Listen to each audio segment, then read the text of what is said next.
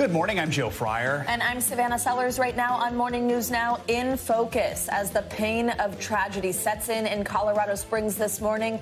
Stories of both survival and sacrifice emerge. What we're learning about the 5 victims of the mass shooting at Club Q and those who were in the building when gunshots first rang out.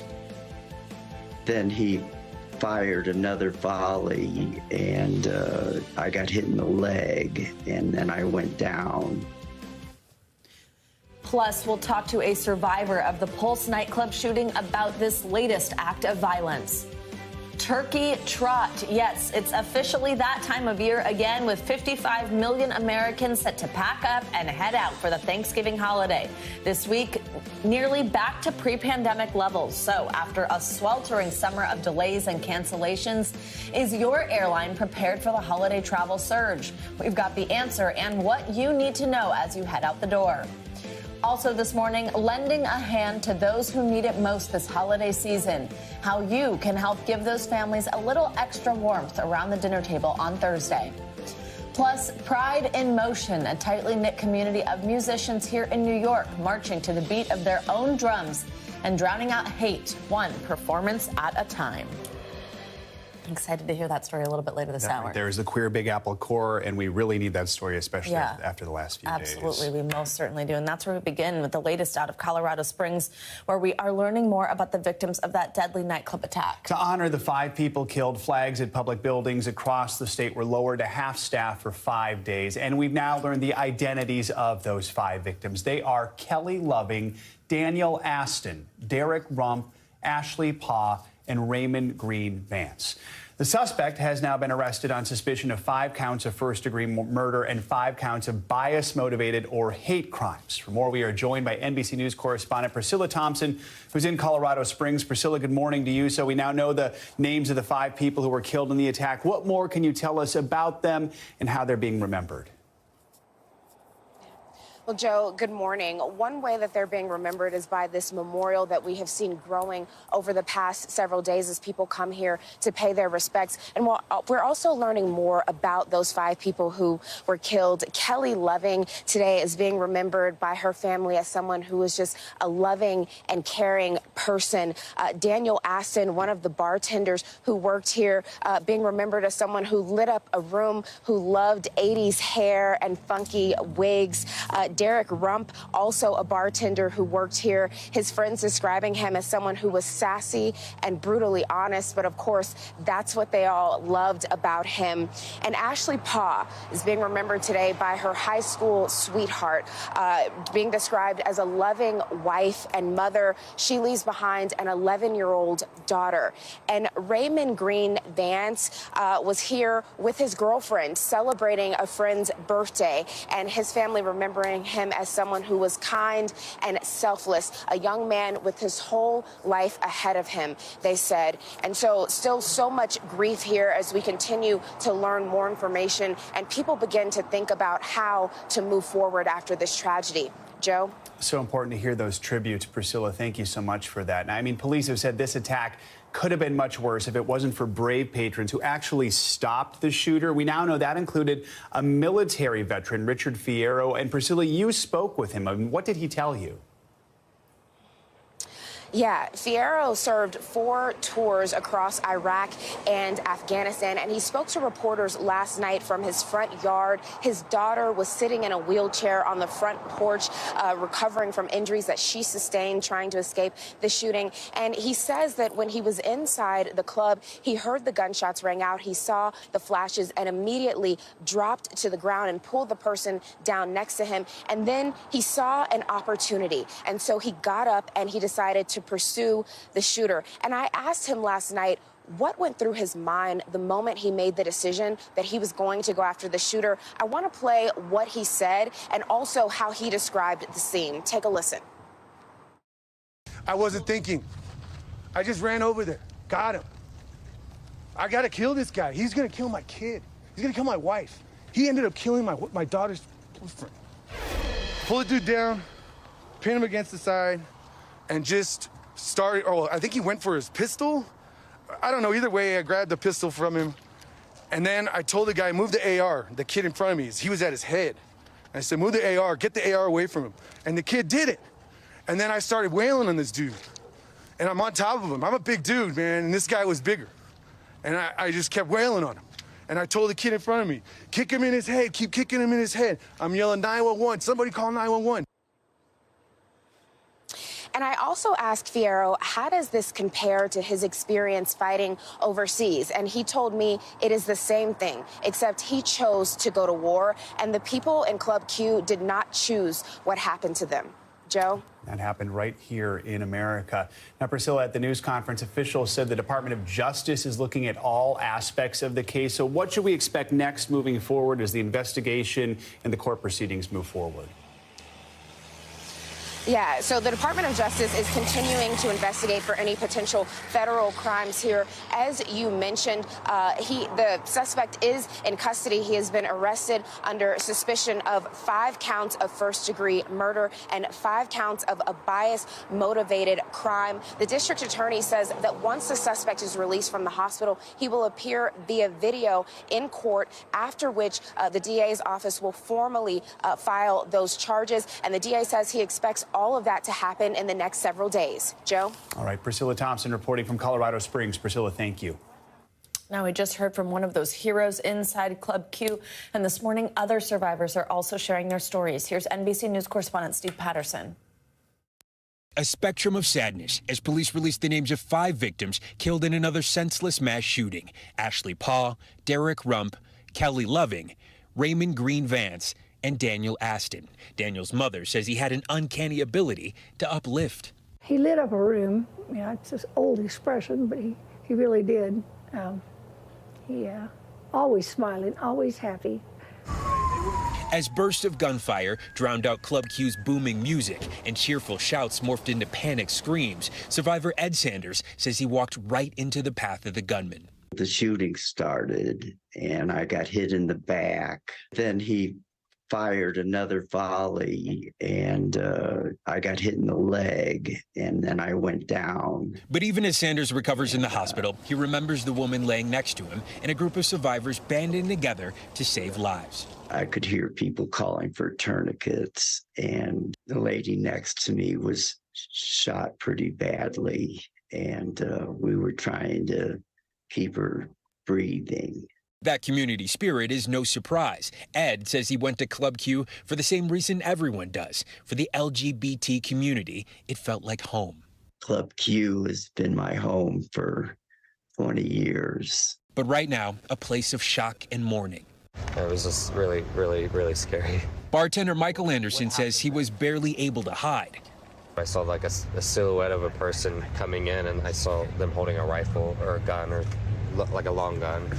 And the pops kept happening, so I jumped beneath the bar, and as I did that, glass was flying all around me. Anderson says the chaos suddenly stopped when 2 patrons rushed the shooter, an act he says is the reason why he's still alive. I don't know who stopped him, but I'm grateful because they most certainly saved my life.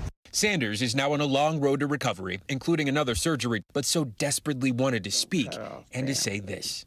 I want people to just show some love to the LGBT people in their lives. Thanks to Steve Patterson for that report. Now, community members say they're not only mourning the lives of the lost, but they've also lost a safe space. But they say also that this is a wound that they can heal from. Let's bring in Brandon Wolf for more. He is a survivor of the 2016 Pulse nightclub shooting and is the press secretary for Equality Florida.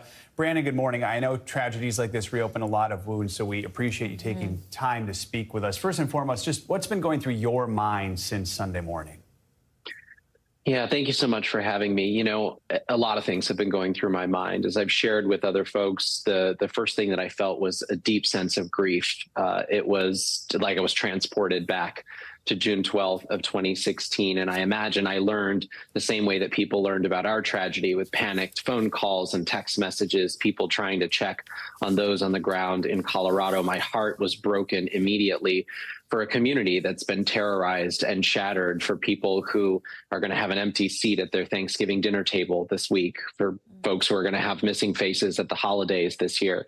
And then that quickly turned into anger, into fury. And I think that's where the rest of the LGBTQ community is. I'm so angry that we are in a country, that we're in a situation where LGBTQ people have been under assault for years, where the right wing has been pummeling the country with this misinformation, trafficking in some of the darkest and ugliest tropes about our community. They've accused us of posing a threat to children simply because we exist on planet Earth. And all along, we warned them that dehumanizing an entire community like that would have inevitable consequences, that someone would have to pay the price for that. And now we have 5 people who went to a space that was supposed to be safe for them and came out in body bags. We have dozens of people who are injured. We have an entire community who's going to be putting the pieces back together. They're paying the price today, and they will pay the price for the rest of their lives because of this unmitigated, unchecked hatred. So my heart continues to break for that community. My heart goes out to them. I'm here for them,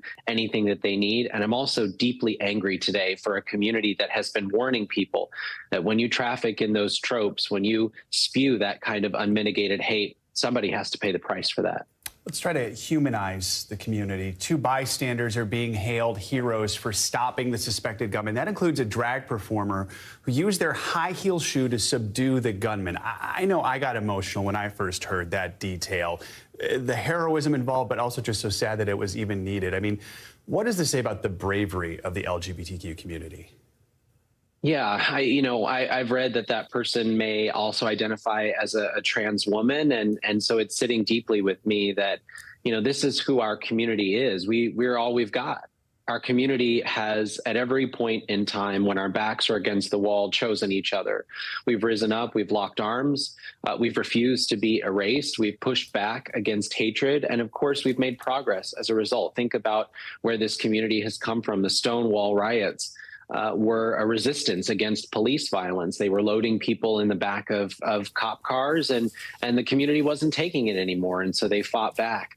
You think about moments when, we were being terrorized and demonized and dehumanized like this, and we stood on the steps of court buildings and held hands and said, our love is love. It deserves to be recognized just like everyone else's. This community is strong. This community is resilient. You heard people talk about family and home in those interviews.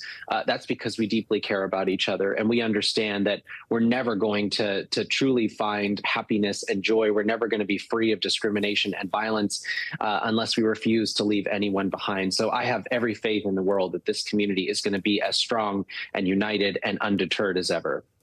And Brandon, what does that mean you're looking for in terms of support? I mean, it's absolutely amazing to hear you say that that's what you anticipate will be the truth for this community. But what does that mean you're looking for from federal leaders on the state level, that type of thing, to give people support? Yeah, there's a number of things that we need from our partners. The first one is resources. Obviously, people are going to need help. And I think one of the things we learned after the Pulse nightclub shooting is that people need help in ways you don't expect them to. People are going to come home after having spent nights in the hospital, and they're not going to have any fresh food in the refrigerator. Their car maybe is still impounded by the FBI as they continue their investigation. They're going to need help to get food on the table. People are going to need access to mental health resources.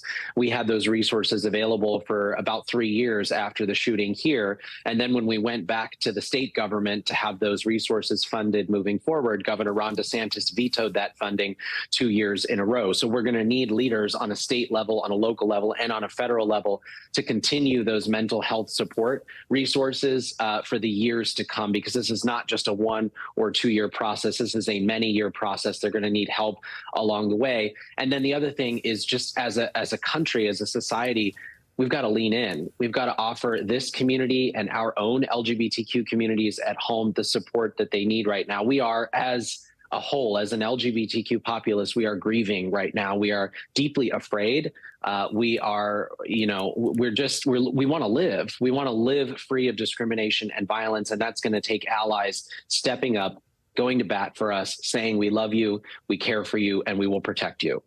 Absolutely. Very quickly, before I let you go, I do want to just ask you about the work you're doing. We mentioned you work for Equality Florida, a political advocacy group that fights for the civil rights of LGBTQ people in the state of Florida. What's your work been like there? It's hard. It's hard to be an LGBTQ person in the state of Florida when you have a governor in Ron DeSantis who has been trafficking in anti-LGBTQ animus to help build his political career. But I'll tell you that people here are undeterred as well. I'm given a lot of hope by the young people who walked out of their schools demanding better, safer, more inclusive classroom environments. I'm given a lot of hope by the parents of trans kids who refuse to back down. It's hard work, but it's rewarding work. And I know that a better future is possible. Brandon Wolf, thank you so much for taking some time to speak with us this morning. We do appreciate it. Thank you. You can stay on top of the latest developments on this story with live updates the moment they come in at NBCnews.com. Now let's switch over to the holiday travel rush. It's underway with tens of millions of Americans expected to fly to their Thanksgiving destinations this year. And that's bringing air travel back to nearly pre-pandemic levels. But airlines are still operating on reduced schedules. So what can you expect if you're heading to the airport for the holiday? NBC News correspondent Marissa Parra joins us now from Washington International Airport in Baltimore with some tips. Good morning. Good to see you. Happy almost Thanksgiving. So first, just tell us what you're seeing. How busy is it in this airport and what should travelers be looking out for if they're maybe heading out today? Good morning. So we've certainly seen some lines. However, anecdotally speaking, I did talk to a few gate agents just to ask how normal this was. And they said we're not quite seeing the holiday crowds here at BWI yet. However, don't get your hopes up, because when we spoke to experts, they say they're expecting all of the crowds to look like what they did before the pandemic. However, the kicker here is the airlines are working with 13% fewer flights. So we went to our travel expert to get some tips on how to make your Thanksgiving travel experience just a little bit smoother. Airports are going to be slammed this year, so absolutely arrive early. In general, about 2 hours before your flight should give you enough time. But if you're checking bags and if you don't have TSA pre-check or clear, you might want to even go as far as 3 hours in advance. Bring games, bring snacks, and a good attitude. Always a good idea to arrive early, and of course, always a good idea to bring snacks. Now, between air travel and between travel on the roads and travel on tracks, experts say we're expecting about 55 million people to be traveling for the Thanksgiving holiday. Yeah, that is pretty wild. Well, you know what? A good attitude's free, so there you go, right? You just gotta power through.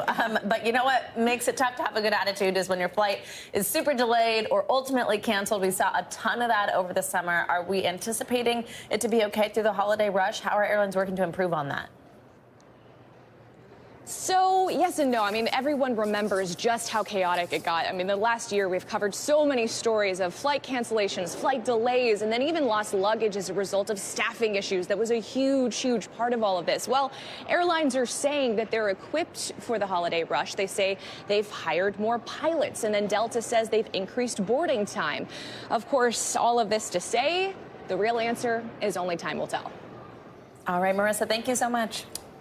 I feel like a lot of people this morning are tuning in for our morning news now weather. I think so too. Michelle Grossman, the most your popular. Time to shine, baby. What do you need to know? Especially with how many people are actually going to be driving. Also, I know there's a lot, right? But it's so exciting. It's like the biggest day tomorrow. The good news is weather's looking pretty good, and that's very, very rare. I feel like this week is always so busy. Valentine's Day week, we always have a storm too, but no big blockbuster storms. We are looking at some showers in the state of Florida. We have a stationary front that's bringing some showers today. Could be heavy at times, could see a thunderstorm or two. Some of these showers could creep up into Georgia, also South Carolina. But this is more of a nuisance storm, and this will be out of here tomorrow. We're going to clear that out tomorrow. And then we have another storm system that's going to move into Texas. That's going to bring some rain in eastern Texas tomorrow. And then notice by Thanksgiving, this is when things begin to change. So Thanksgiving, we get a little bit wetter. And then also on Friday, we do have some storms up and down the East Coast. But let's start on Thanksgiving because we're looking at storms, some showers, heavy at times in portions of Texas, Oklahoma into Louisiana, Arkansas, the lower Mississippi Valley. We could see those showers stretching. Notice we do have brighter colors. That's indicating where we're going to see the heavier rainfall. And that certainly is a possibility. The reds, the oranges, the yellows through Texas, also Arkansas, Louisiana, into Mississippi. We are looking at some heavy, heavy rain. And then as we go throughout after that, we're looking at storms into the Northeast. So otherwise today, we're looking at a wet and windy Pacific Northwest. So those are two wet spots, Florida and also the Pacific Northwest. Otherwise, we're looking really good. We have high pressure in control. It's chilly, not as chilly as we have been, and we're looking at temperatures moderating. The southern plains still below normal this time of year, but yesterday we had 30s and 40s on the map. Now we're looking at 59 with some sunshine in Oklahoma City, so that's good news. Dallas is going to be cloudy, 59, 57 in San Antonio, but notice in Northeast and Mid-Atlantic, a really nice day, getting closer to average. New York City, your average is about 53 this time of year, so looking pretty good, 55 in D.C. And then as we look towards that Pacific Northwest storm, we're looking at higher elevation snow, some mountain snow. Could see up to 12 inches, a foot of snow in some spots, some lower elevation rain. Heavy rain in Seattle and Portland. This will move into the Rockies tomorrow and then eventually into the southern plains. That's where we're looking at that rain in Texas by tomorrow. So pinks and purples on the map indicating that higher elevation snow, but the skiers are happy there. So that's good news. Yeah. We need the rain there too. We're in a drought. So just two minor systems right now, which is good. Wow. I know. I feel like I haven't heard you say something like that. We approve. In a long time. Yeah, exactly. Check. Are you guys traveling? No, but lots of people are incoming to me right now. Some yesterday, some today, some tomorrow. Yes, I am. I know. All right. Just found a 19-pound turkey yesterday. We have no idea what to do. We're going to talk about how to do something with it later in the show, right? Exactly. I don't know. Cook it safely. All right. Thank you, Michelle. I'll see in a little bit. Speaking of turkey, 2 turkeys are now free birds just in time for Thanksgiving, thanks to an annual White House tradition. That's right. President Biden excused the lucky birds. I think they have some of the best names that I've ever heard, named Chocolate and Chip in this year's Thanksgiving turkey pardon. The votes are in. They've been counted and verified. There's no ballot stuffing. There's no foul play. The only red wave this season is going to be a German Shepherd Commander who knocks over the cranberry sauce. And now, based on their temperament and commitment to being productive members of society, I hereby pardon. Yes. I hereby pardon Chocolate and Chip. Chocolate or Chip there responded to that. A little gobble to go with the pardon there. The event kicked off the president's holiday festivities along with the First Lady. He later traveled to the Marine Corps Air Station in North Carolina to thank those stationed there during a Friendsgiving. Are you going to name your turkey? Because it wasn't pardoned, so maybe not. Not my featherless bird that's frozen. Right. Coming up, a new warning this morning about the bitter winter that many in Ukraine are going to face. Yeah, threats of blackouts now accompanying below freezing temperatures. We've got the latest from Kyiv after this. You're watching Morning News Now.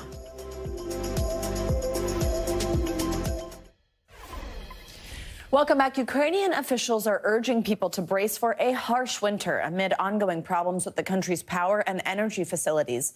Authorities say millions could be impacted by power cuts that could last until March next year.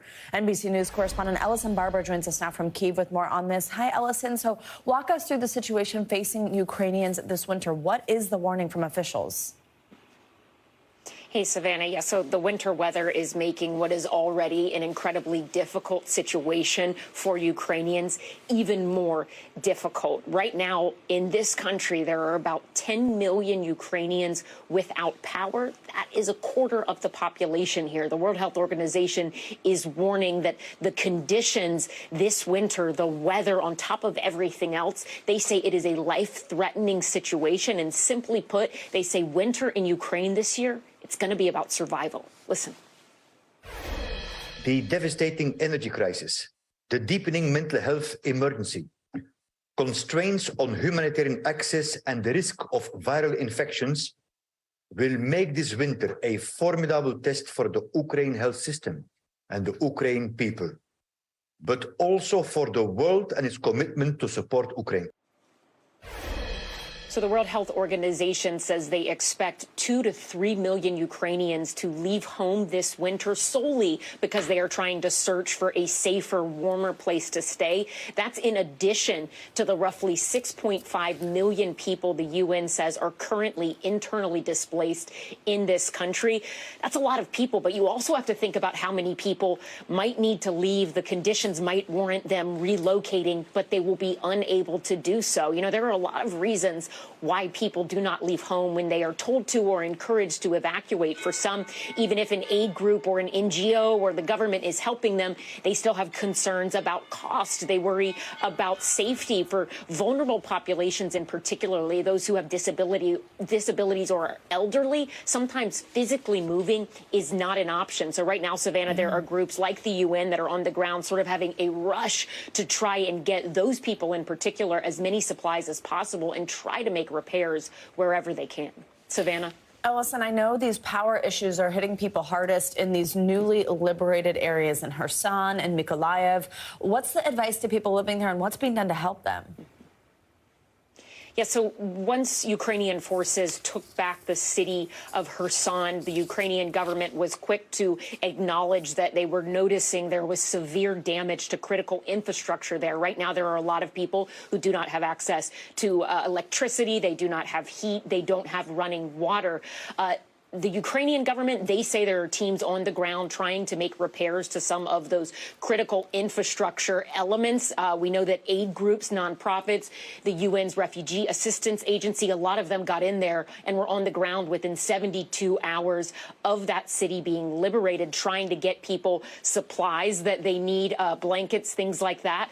But they're also acknowledging the Ukrainian government that some people are going to have to leave. They are going to go from celebrating being free, being liberated in the streets, to packing their bags. The deputy prime minister here has been clear to say these are not forced evacuations, but she said over the weekend that in the coming days, the Ukrainian government is going to facilitate bus evacuations for people in Kherson because it simply will not be safe, given the weather, for them to stay there. Savannah?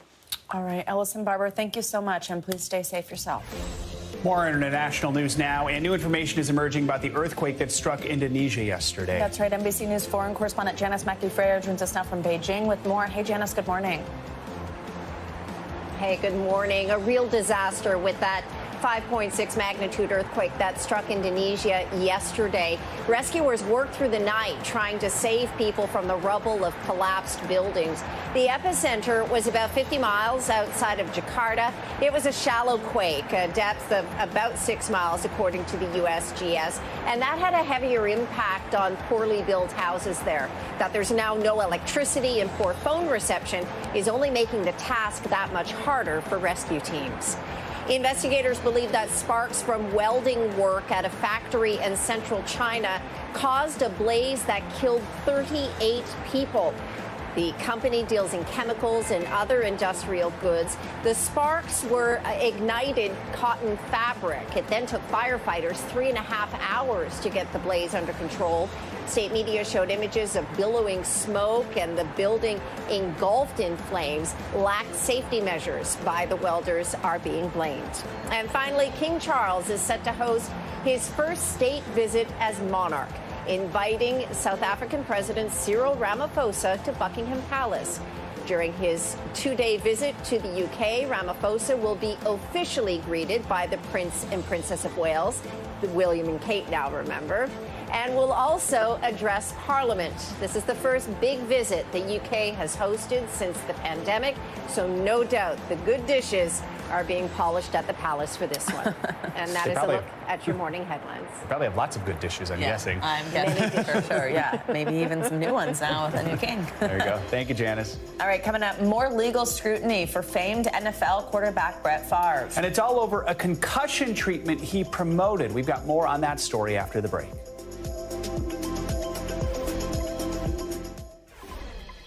We're back now with another investigation involving NFL Hall of Fame quarterback Brett Favre, already linked to a Mississippi welfare scandal. Favre is now facing questions about an unproven treatment for concussions that he has endorsed. NBC News Justice and Intelligence correspondent Ken Delanian reports.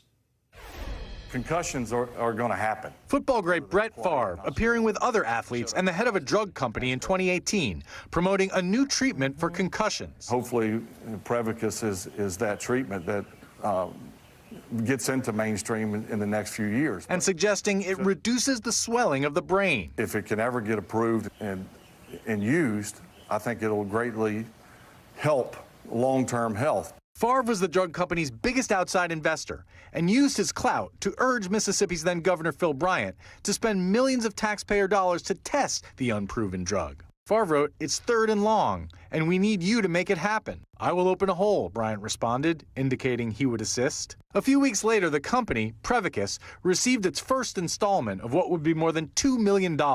From an unlikely source, according to court records, the state welfare agency, federal taxpayer dollars intended to lift kids out of poverty, ending up at a Florida-based drug company.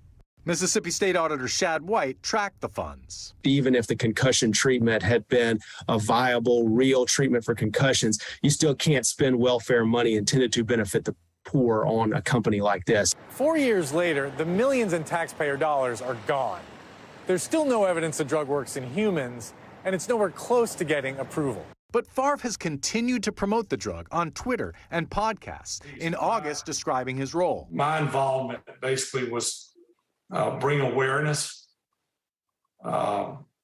generate some enthusiasm, maybe funding. This past year, Prevacus entered a joint venture with Odyssey, a healthcare company in Nevada. Wall Street analyst David Maris says that joint venture is on shaky financial ground. To me, the financials say, look, this is a troubled company. On top of that, they have less than a year's worth of cash. So if you don't have enough cash to pay your bills for this year, how are you going to get a drug to the market? Based on what you know now, would you invest your own money in this drug?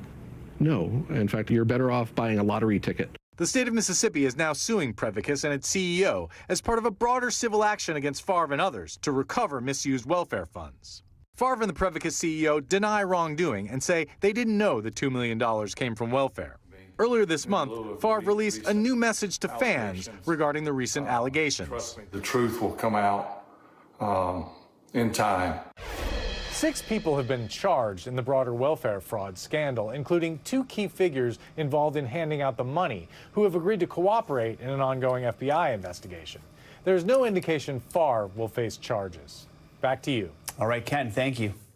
And now to the latest in that quadruple homicide investigation at the University of Idaho. Investigators are expanding their search to a new area near the scene as they hunt for the killer responsible for stabbing 4 college students to death. NBC News correspondent Gadi Schwartz joins us now with the latest on this. Hey, Gadi, good morning. Hey, good morning, Savannah. Yeah, yesterday we saw investigators temporarily rope off a parking lot behind this home. Investigators seem to be trying to get a bead on entry and exit to the back door behind this house. And it looks like investigators still don't know how this killer was able to get inside and out of this home undetected.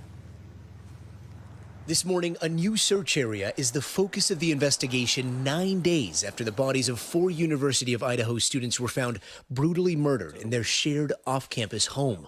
Police temporarily expanding the crime scene, blocking off this wooded area and parking lot behind the house. Every investigator involved will continue to put all of their resources and all of our partner agencies' resources into continuing this investigation. Meanwhile, as fear in the community grows, I don't feel safe in my own home, and I don't even live close by. The University of Idaho acknowledging some students may want to finish the semester online after the Thanksgiving break. We're making security our top priority. We are also planning for the very real possibility that some students aren't comfortable returning to campus.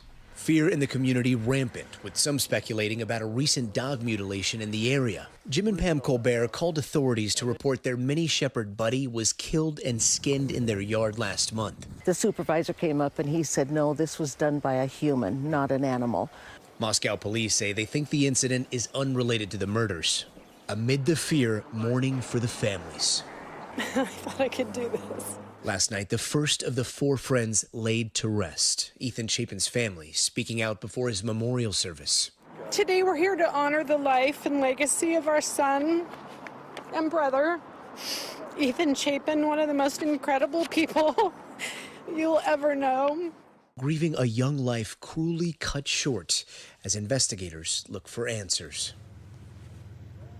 And as these families still reel from their loss, they are terrified that this is going to happen again. One of the families telling me that in the middle of all of this, they are receiving threatening messages online. Police say that they are aware, but right now what these families need is for this killer to be caught so they can grieve in peace. Savannah? All right, Gotti Schwartz, thank you so much. Coming up, the season of giving starts, of course, with you. Yeah, with inflation taking a toll on most of us this year, we've got some tips on how you can help those who need it most around the Thanksgiving dinner table. You're watching Morning News Now.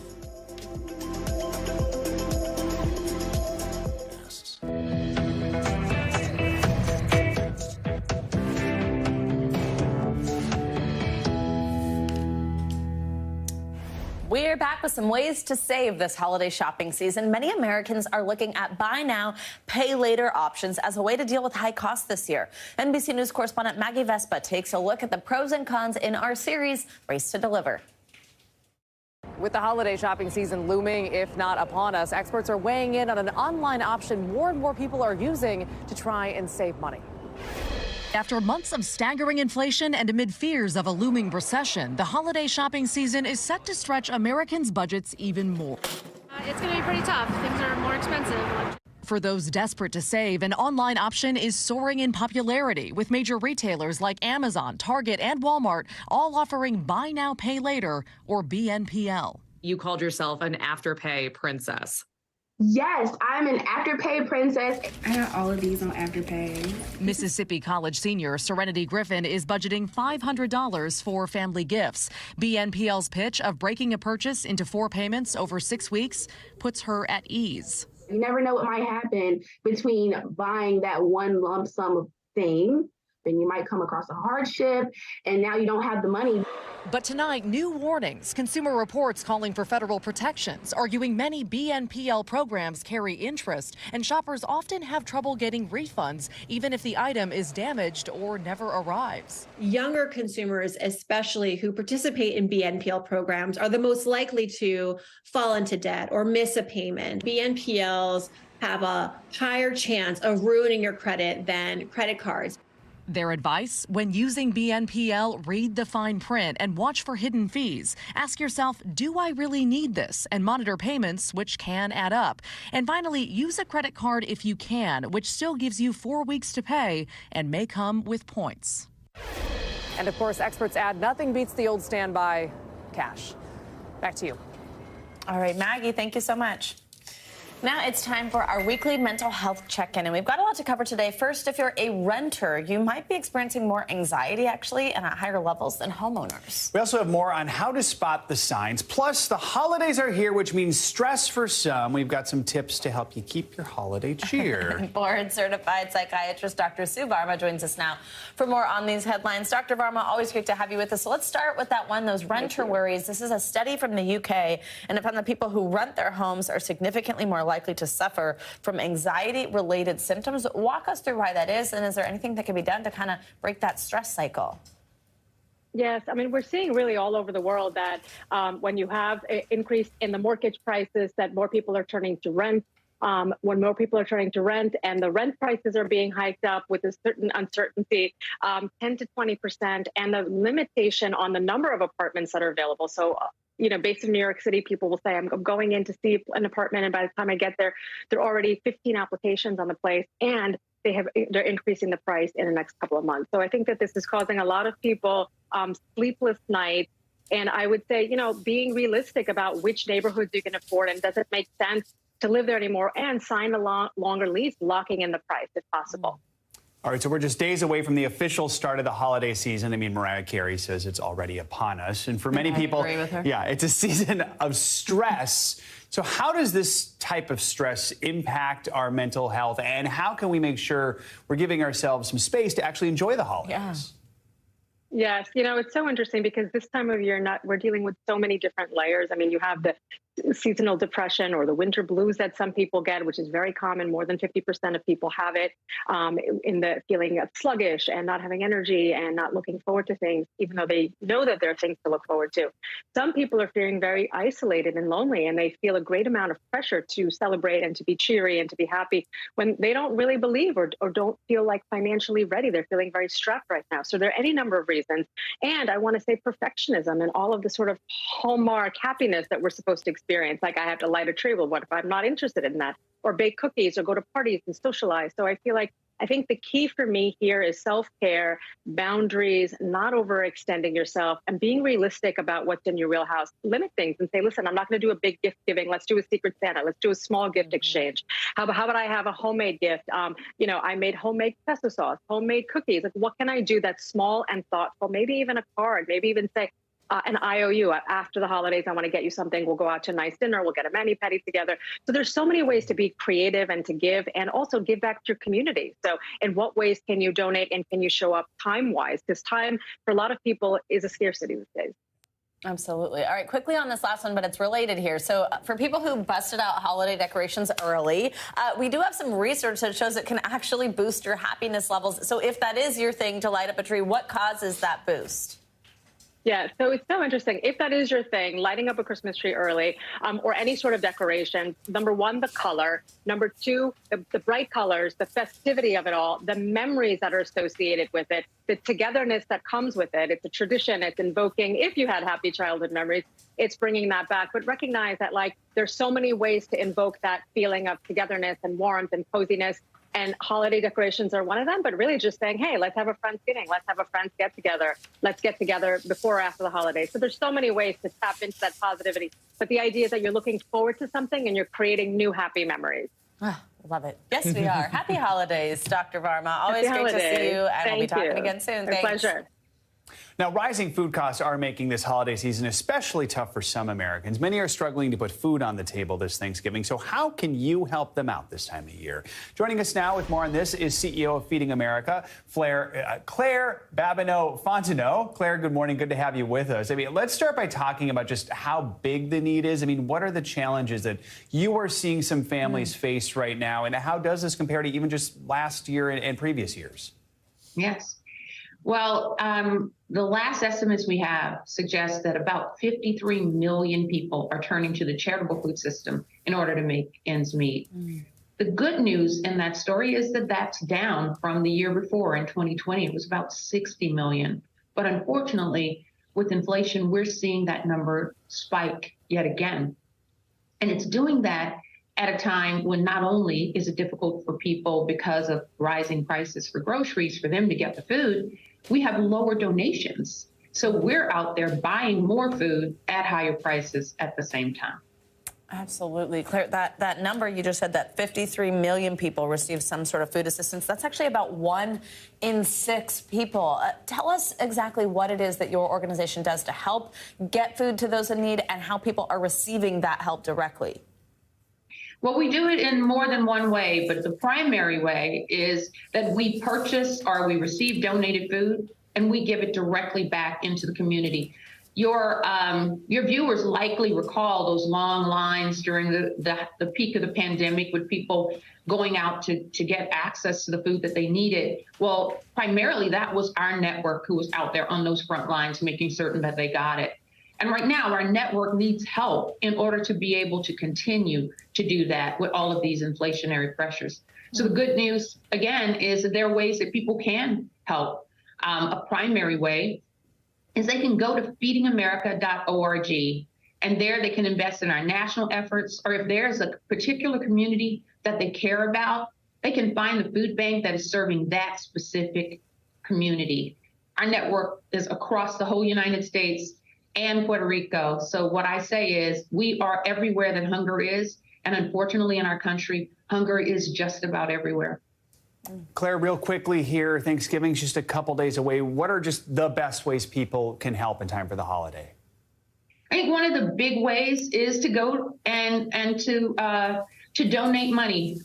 We are able to actually translate that money into more food than a regular person can going into the grocery store. For instance, $1 represents about 10 meals. when it goes through the Feeding America network. So donating money is certainly a great way. A second way would be to donate food. Our food donations, as I said, are significantly down year over year. So going to your local food bank or pantry and donating food. Yet another is to volunteer. So getting out there, most of the people who deliver this food inside of the community are actually volunteers, and we need more volunteers. So those are 3 ways that they can help. Go to feedingamerica.org. We try to provide you with lots of options there, and we thank everybody who has helped. And we just want people to know that the work's not over yet. All great ways to help. Claire, thank you so much. Appreciate it. Thank you, and happy Thanksgiving. And coming up on Morning News Now, putting pride into motion. After the break, I'll introduce you to the Queer Big Apple Corps, New York City's LGBTQ marching band, which is drowning out hate one show-stopping performance at a time. That's next.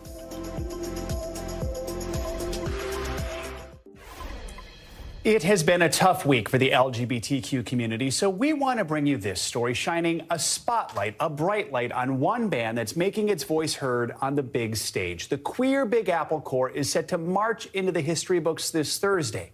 Their message is simple. Despite adversity, it's okay to be yourself.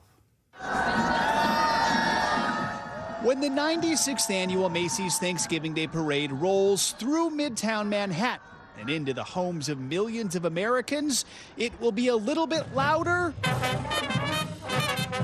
and a little bit prouder. How big of a deal is it to perform in the Macy's Thanksgiving Day Parade? This is a really big deal. I've been seeing the Macy's Day Parade on TV, my entire life, and now I get to be in it.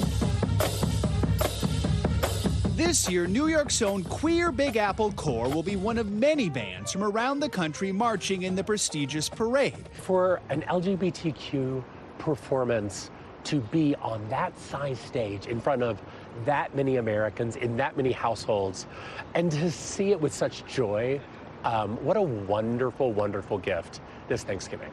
More than 150 members strong, the band has performed at prestigious concert venues like Carnegie Hall and Lincoln Center.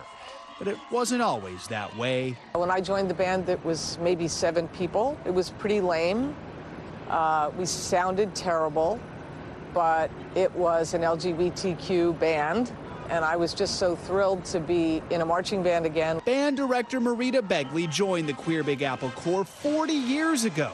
Since then, she has watched the group grow in size and talent. But for many members, the band is more than just, well, a band. I love this band. I said way too much because they are my family, they are my friends. Trombone captain Eli Ramirez says the band helped give him a sense of belonging and community, a sentiment echoed by Katie Heineman, a fellow trombonist and NASA engineer.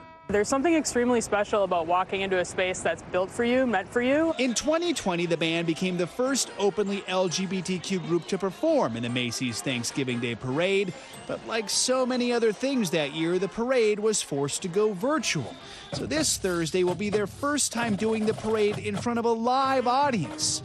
And that's something that's not lost on its members. The most important message for our band being in this parade is visibility for our queer community, especially for all of those kids, those little kids that are in places where they don't feel accepted or feel like they belong, that there's out there somewhere a place for them. When you look back at the 40 years you've been in the band and the ups and the downs and the progress made, what goes through your mind?